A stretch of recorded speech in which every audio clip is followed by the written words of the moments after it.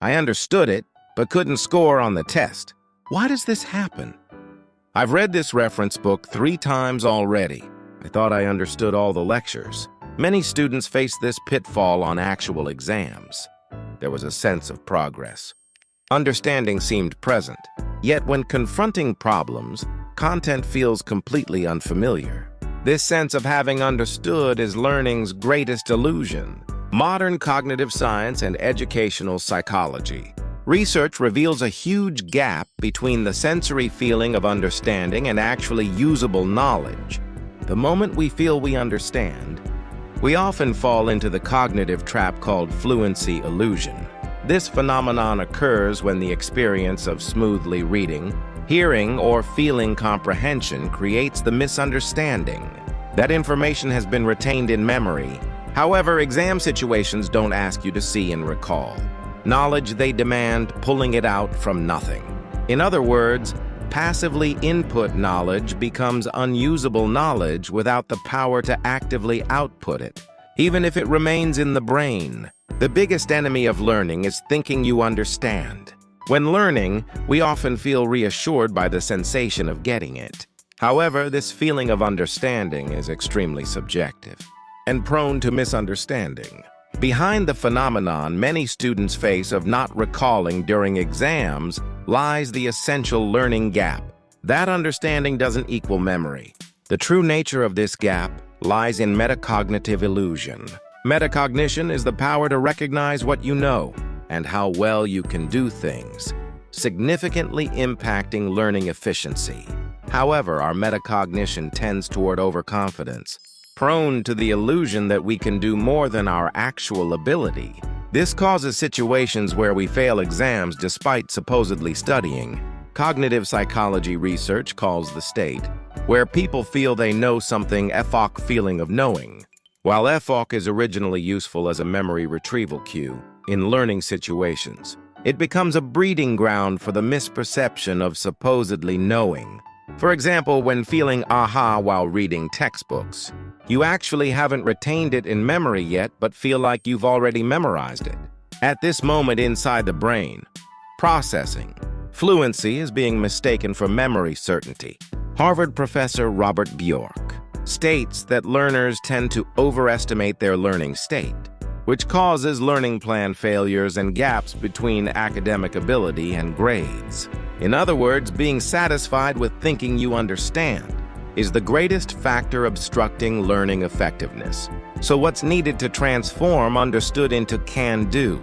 The answer is simple practice outputting knowledge. Human memory is information that gets reconstructed, rather than stored information. In other words, no matter how much you think you've put into your head, if you haven't trained to retrieve it during actual exams, you actually can't recall it.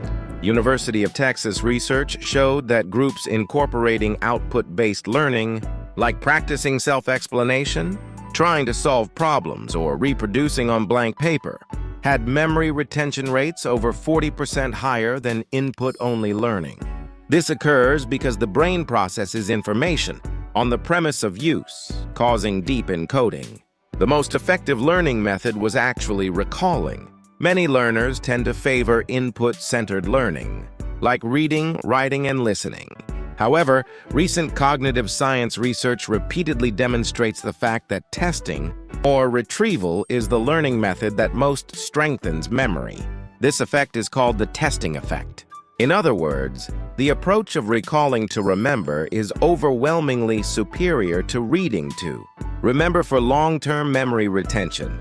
Why is recalling so effective inside the brain? Each time information is recalled, neural networks reactivate, which gets engraved in memory as the signal that this information is important.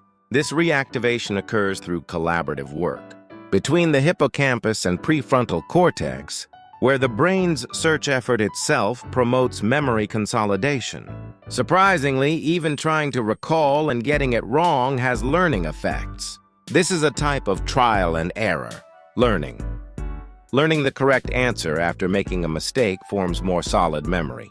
This mechanism is also supported by brain waves called error-related potentials, revealing that the brain issues strong learning signals, precisely when making mistakes. Therefore, seeking perfection from the learning's early stages isn't necessary. Rather, actively testing early reveals gaps in your understanding and allows corrections the shortest route to raising academic ability. Simply repeating doesn't make the brain remember. While repetition is certainly important, merely repeating the same information the same way doesn't make the brain recognize that information as important, eventually leading to forgetting. What remains in memory is deep processing. Cognitive psychology's depth of processing theory shows that the shallower information processing is, the more forgettable it becomes, while deeper processing makes it more memorable. Surface-level processing is just reading text or reading aloud. Moderate processing means understanding meaning or comparing with others. Deep processing involves summarizing in your own words, connecting with examples, or teaching others. The phenomenon where memory strengthens when learners themselves recall information or guess answers is called the generation effect. One experiment showed groups given one word of a pair and made to generate the other themselves had retention rates over 30%, higher than groups who memorized what was given. In other words, deriving through thought deepens memory more than seeing answers. Learning isn't merely accumulating information, but constructing it. Most effective learning focuses on recalling. Rather than understanding, uses reconstruction over repetition, embraces desirable difficulties, treats forgetting as normal and designs around it, and heightens reproducibility through simulation. The essence is simple aim for usable rather than understandable. Consolidate knowledge through retrieval training over storage, and brain-aligned learning is the shortest route to passing. Thank you so much for watching until the end. Please subscribe to our channel and hit the like button if you found this helpful.